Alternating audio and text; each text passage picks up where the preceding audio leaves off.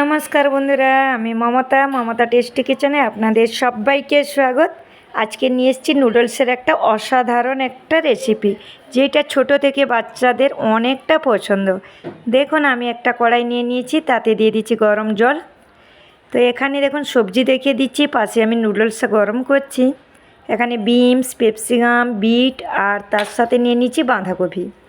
চাইলে আপনারা আলাদা সবজি অ্যাড করতে পারেন অবশ্যই। দেখুন, নুডলস আমার পুরো রেডি সেদ্ধ করে। আমি অল্প হলুদ ইউজ করেছি কালারিংয়ের জন্য। এই যে সব রকমের সবজি নিয়েছি, তো আপনারা চাইলে কিন্তু অবশ্যই আলাদা সবজিও ইউজ করতে পারেন। বাচ্চারা যখন সবজি খেতে না চাইবেন, অবশ্যই এইভাবে বানিয়ে দেবেন। এখানে প্লেটে দেখুন রসুন, আদা, কাঁচা লঙ্কা আমি কিন্তু পেস্ট করে নেব। একদম মিহি করে পেস্ট করব না, একটু হালকা করে রাখবো, পুরোটা প্লেন করব না। এখানে মশলা রয়েছে, পাশে আমার সয়া সস, ভিনেগার রয়েছে। তো ভিনেগার দেখিয়ে দিলাম। এই দেখুন, একটা কড়াই নিয়ে নিয়েছি, পরিমাণ মতন সাদা তেল দিয়ে দিয়েছি।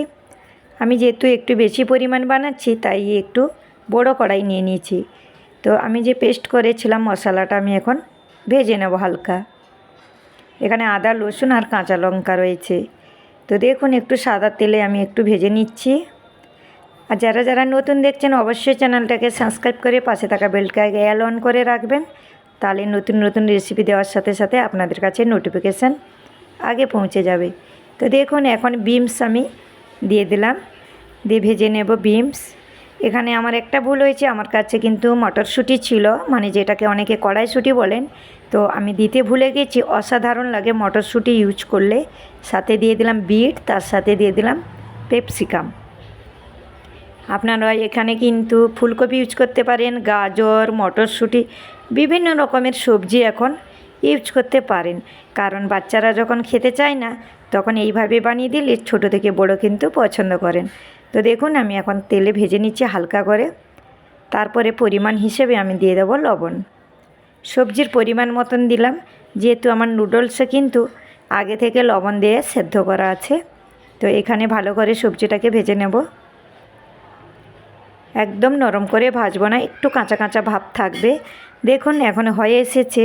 তো আমি এখানে দেখতেই পাচ্ছেন, আমি কিন্তু বাঁধাকপি এখানে দিইনি। এখন বাঁধাকপিটা আমি ইউজ করলাম। বাঁধাকপিটা একদম আগে থেকে দিলে নরম হয়ে যাবে, তার জন্য আমি একটু পরে দিলাম। তো বন্ধুরা, আর একটা চ্যানেল আছে আমার, মমতা লাইফস্টাইল ব্লগ। যারা নতুন দেখছেন অবশ্যই সার্চ করবেন Mamata lifestyle blog, daily blog আছে।